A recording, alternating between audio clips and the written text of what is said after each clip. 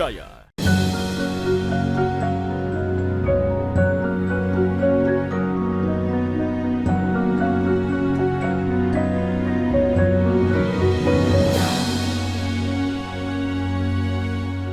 Bismillahirrahmanirrahim.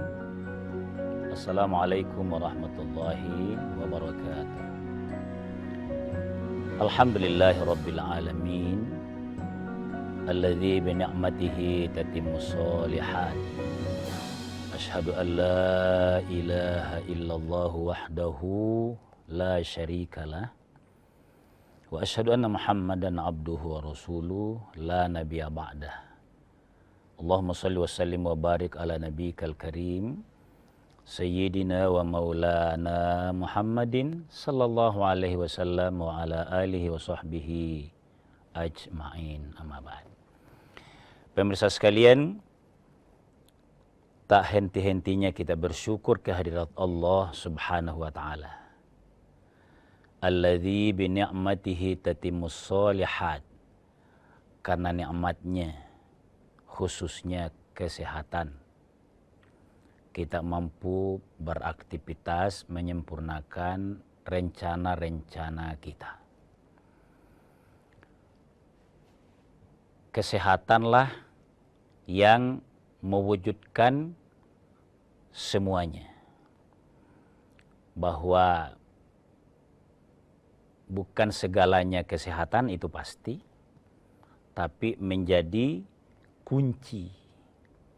Seluruhnya menjadi tidak berguna kalau kita kurang sehat. Ada guru saya yang ahli usul fiqhi, pada saat pengukuhan profesornya, beliau sampaikan dalam orasinya itu, bahwa awal dia kuliah, dia dipesan oleh orang tuanya, "Nak, kalau kamu pergi belajar sungguh-sungguhlah, seriuslah.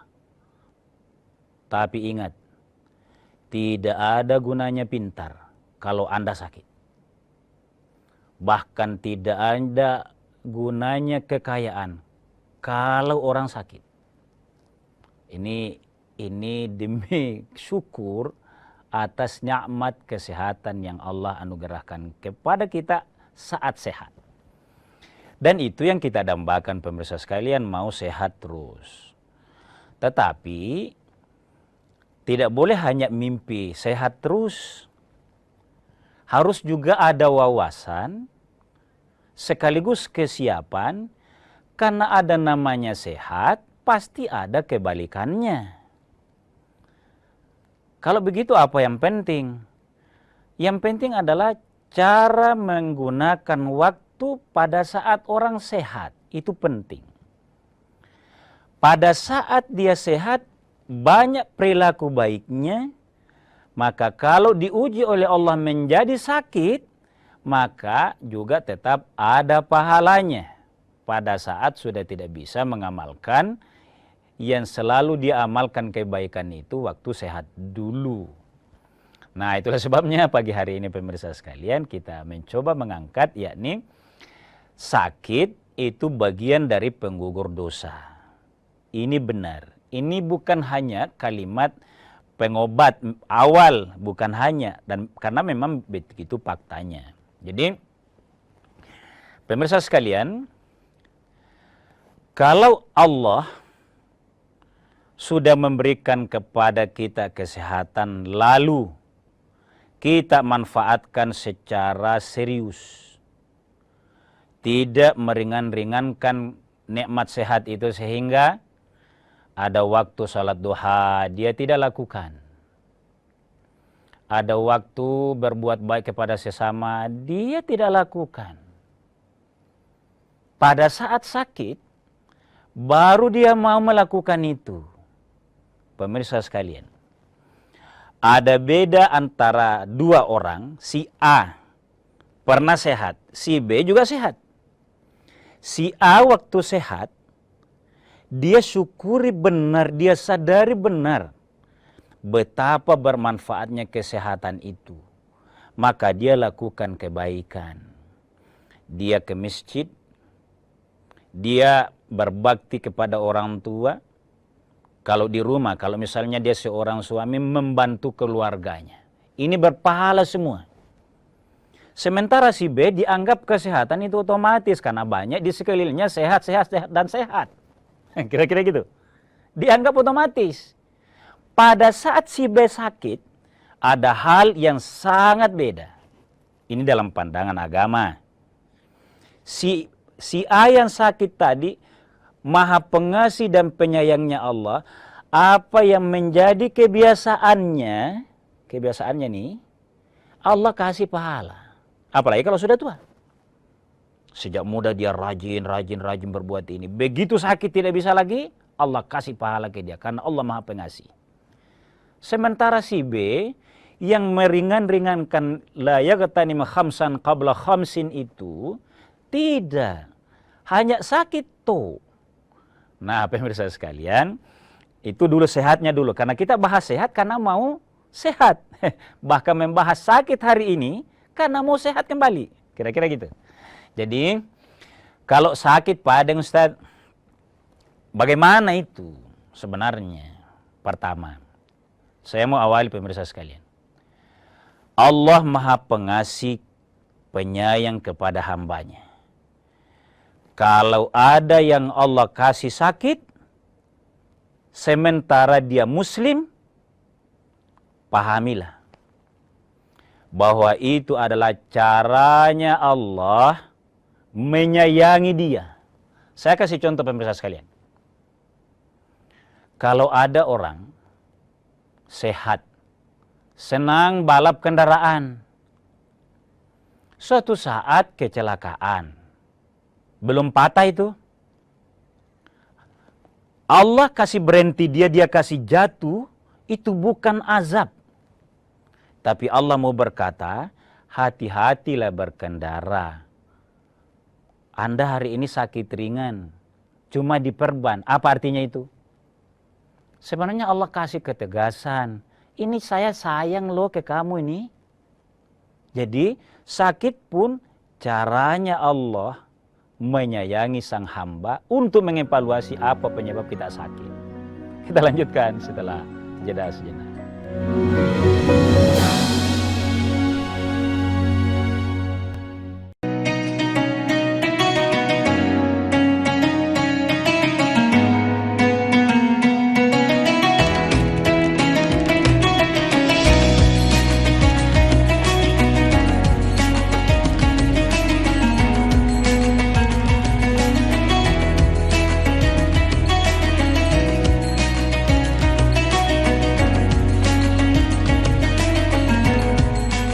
Assalamualaikum warahmatullahi wabarakatuh.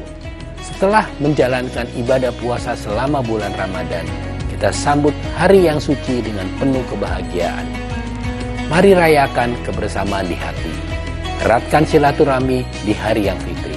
Selamat Idul Fitri 1445 Hijriah. Minal aizin wal faizin. Mohon maaf lahir dan batin. Wassalamualaikum warahmatullahi wabarakatuh. Raih kembali informasi terkini dari segala lini. Pan Berita Utama akan menyajikan sejumlah informasi menarik yang paling mengundang atensi. Kami kompilasi berita pilihan yang sudah kami siapkan untuk Anda dan jadikan referensi utama untuk Anda. Dan Anda tetap bersama kami. Terima kasih. Sampai jumpa. Berita Utama.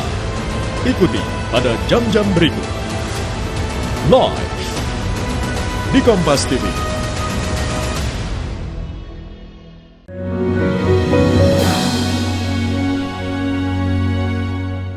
Pemirsa sekalian kaum muslimin yang dimuliakan oleh Allah Subhanahu wa taala, kalau kita sedikit bergurau dan semangat pagi ini karena kita sehat, tapi akan ada saatnya juga kita berpahala pada saat sakit. Saya hanya menegaskan sakitnya seseorang ada bagusnya kalau kita mencoba bijak, dewasa. Kita sakit itu karena apa? Saya contohkan tadi yang satu, orang yang suka semangat berkendara. Atau ada yang sakit, kenapa? Menurut dokter ada makanan yang berlebihan, itu hobinya. Allah kasih peringatan. Hati-hati lu. Nah, tapi saya mau bawa kembali ke ayat dulu. Karena setiap poin pencerahan keagamaan itu harus ada sumbernya. Wawasannya begini pemirsa sekalian, seperti yang mafhum kepada kita. Walanabluwannakum, pasti kami akan mengujimu. Bisyai'in, saya garis bawah ini kata syai'in. Syai' itu sesuatu. Kalau saya katakan pemirsa sekalian syai', apa itu artinya?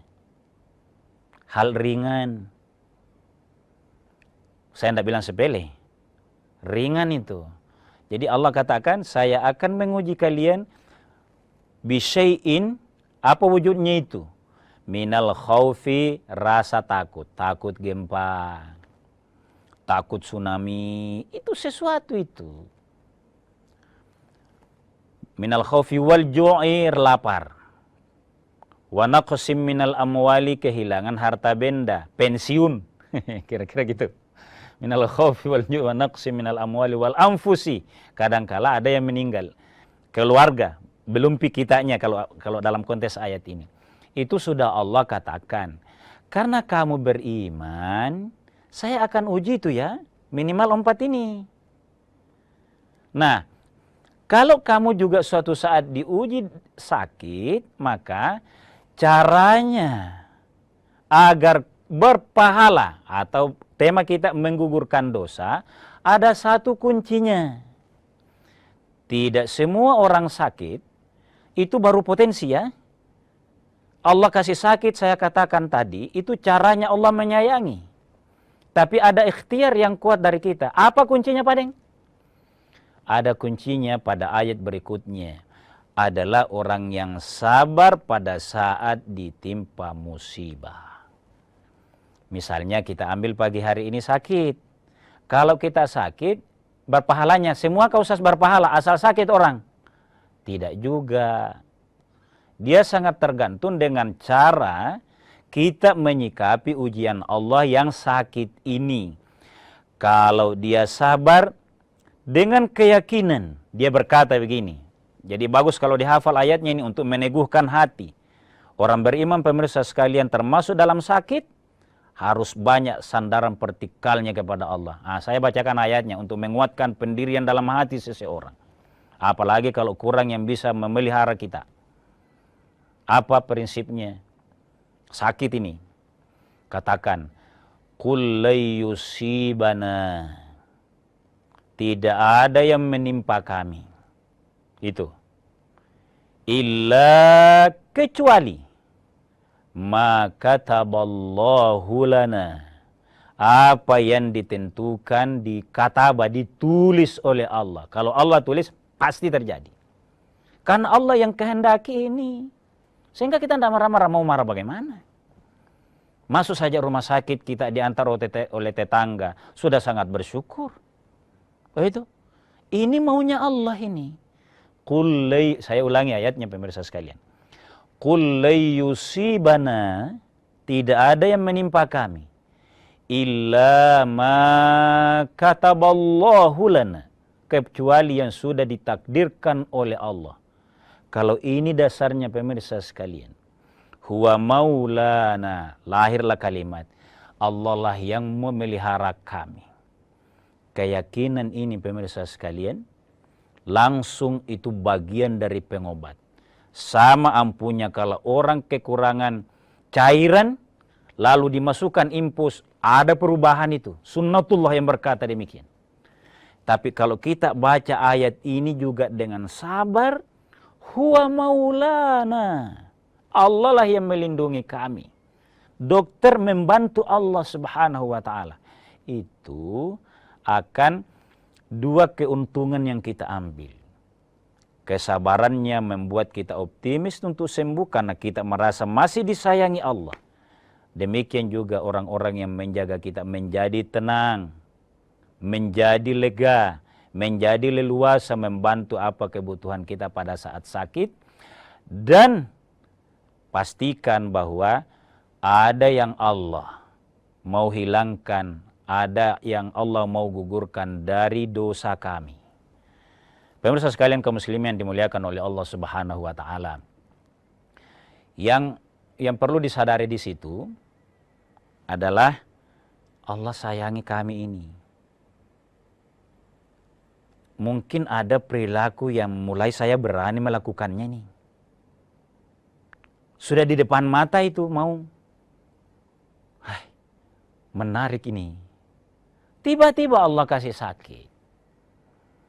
Apa artinya pemirsa sekalian? Mungkin secara materi, seperti kecenderungan banyak manusia, tiba-tiba tidak dapat itu. Jangan sesali itu. Jangan debat Allah, apalagi menyalahkan yang lain. Bahwa kalau kita di kantor mungkin penyebabnya teman, suasana kantor yang merubah kebijakan itu misalnya.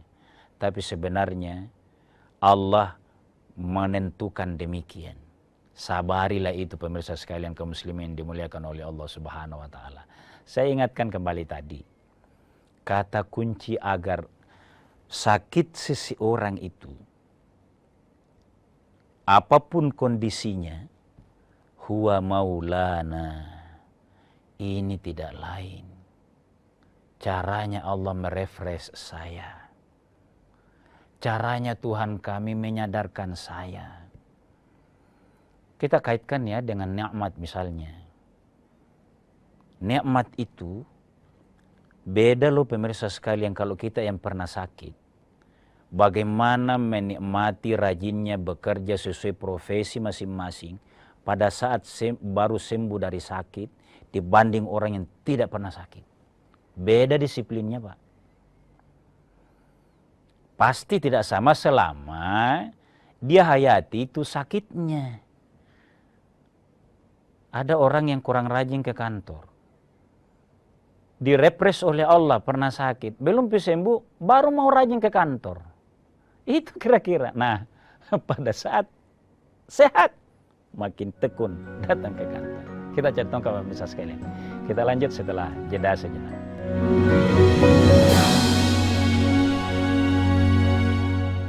Informasi terkini dari segala lini Pan Berita Utama akan menyajikan sejumlah informasi menarik yang paling mengundang atensi. Kami kompilasi Berita pilihan yang sudah kami siapkan untuk Anda. dan jadikan referensi utama untuk Anda. Dan Anda tetap bersama kami. Terima kasih. Sampai jumpa. Berita utama. Ikuti pada jam-jam berikut. Live di Kompas TV.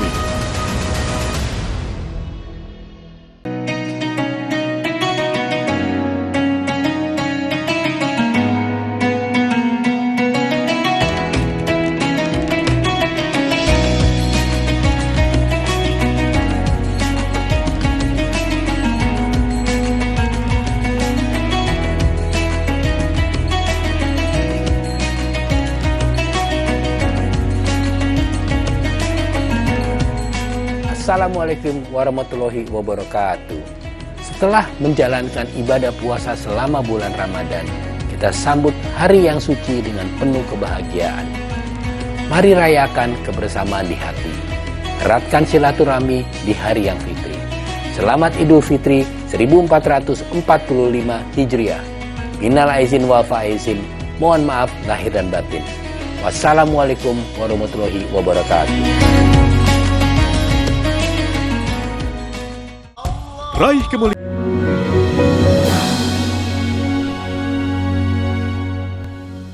Pemirsa sekalian kaum muslimin yang dimuliakan oleh Allah Subhanahu wa taala. Jadi agama kita itu ajaran-ajarannya itu senantiasa memang lebih memodali manusianya atau orang beragama atau umatnya dengan wawasan lebih dulu. Maksudnya, jangan nanti sakit, baru mau pelajari cara menyikapi sakit. Pelajari memang dulu, ya kayak seperti pagi ini kita tadkirahkan memang bukan berarti kita mau mendorong salah satu di antara kita sakit. Kenapa pemirsa sekalian? Siapkan payung sebelum hujan. Artinya, pada saat kita sehat ada dua manfaatnya. Berhati-hati agar tidak sakit. Yang kedua, kalau sakit nanti betul-betul sudah siap. Kira-kira begitu. Karena saya ambil pemirsa sekalian. Berobat itu atau menjaga kesehatan untuk tidak sakit itu ibadah. Jadi merepres diri itu sudah ibadah. Pada saat sakit, berobat dengan sabar juga itu kembali ibadah. Inilah yang dibilang oleh salah satu hadis Nabi SAW bahwa ajabal li amril mu'min. Takjub kita kepada kehidupan orang mukmin itu. Kulluhu lahu khair. Semuanya baik saja bagi dia. Kenapa baik semua? Waktu sehat dia berbuat baik, baik. Waktu sakit tidak banyak yang dia perbuat, tinggal sabar menunggu, baik juga. Tapi baiknya ditentukan oleh adanya wawasan kita. Nah, misalnya begini. Allah Subhanahu wa ta'ala kasih wawasan kepada kita. Wahai hambaku, saya itu sakit, tapi Anda tidak jenguk saya. Ini dalam hadis qudsi ini dikatakan demikian. Allah. Para sahabat berkata kepada Nabi, bukankah Allah yang menciptakan kehidupan yang tidak mungkin sakit? Kata Nabi, ya iya. Ini makna sabda, ibaratnya kalau kita bilang, ini kalimat bermakna, bukan kalimat standar orang baru bicara. Allah sebenarnya katakan, sakitnya hambaku itu, kalau kau jenguk, itu karena dia diampuni dosanya oleh Allah, itu karena kan kata Nabi itu tidak sakit seorang muslim illa khattahullahu, kecuali Allah menggugurkan, jadi berguguran itu dosanya. Nah, karena berguguran dosanya, Allah juga mengatakan kamu yang menjaganya, kamu sahabatnya yang datang mengunjungi itu, sesungguhnya kamu kunjungi saya. Jadi itu Allah loh ya. Allah menegaskan, saya bersama hambaku itu yang sakit, dia sabar, saya ada di situ. Maka pahalamu besar kalau datang. Apa artinya ini?